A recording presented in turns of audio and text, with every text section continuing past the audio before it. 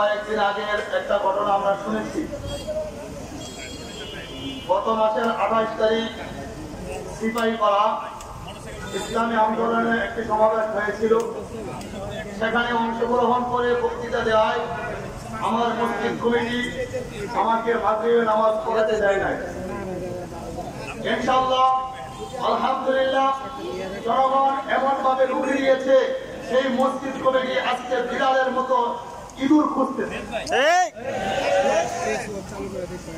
প্রতিটা মসজিদে এখনো আমার জানা মতে এই মুন্সিগঞ্জ সহ সারা বাংলাদেশে প্রতিটা মসজিদ, প্রতিটা স্কুল এবং মাদ্রাসা, অনেক জায়গা এবং অনেক শিক্ষা প্রতিষ্ঠানগুলো এই আওয়ামী লীগের সন্ত্রাস বাহিনী গ্রাস করে রেখেছে।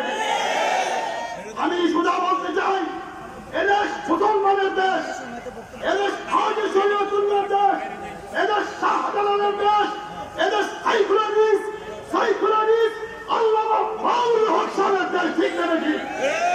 এই দেশে মুসলমান থাকলে আমাদের কোনো বাধা নাই, এই দেশে হিন্দু থাকলে আমাদের কোনো বাধা নাই, এই দেশে অন্য খ্রিস্টানরা থাকলে আমাদের কোনো বাধা নাই।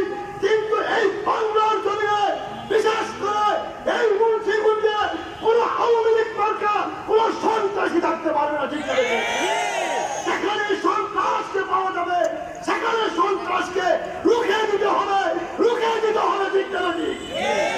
এদেশে দীর্ঘ 16 বছর এদেশের মুসলমানদেরকে, এদেশের সাধারণ মানুষদেরকে তারা ঘুমের ভিতরে, হত্যার ভিতরে, এরকম ভাবে আয়নাগর নামক বিভিন্ন জায়গার ভিতরে তারা এরকম ভাবে নির্যাতন করেছে। ঠিক না ঠিক?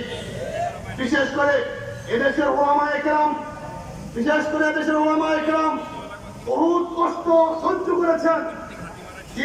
সেই 2013 সালের কথা, আমি সেই সময় স্টেজে ছিলাম, সেই সময় রাত 2টা 40-এ গুলি করেছিল।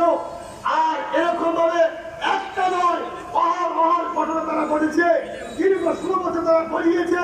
সর্বশেষ 5 তারিখে যখন তারা এরকম আরো যখন উৎফুল্ল হয়ে উঠেছে, তারা যখন সরাসরি কাজ শুরু করেছে, এদেশের ছাত্র জনতা সহ এদেশের ওলামায়ে কেরাম, এদেশের সাধারণ জনগণ এমন ভাবে রুখে দিয়েছে, শেখ হাসিনা সরকার দুপুরের খাবার খাওয়া পর্যন্ত সবাই পায় না। ঠিক আছে?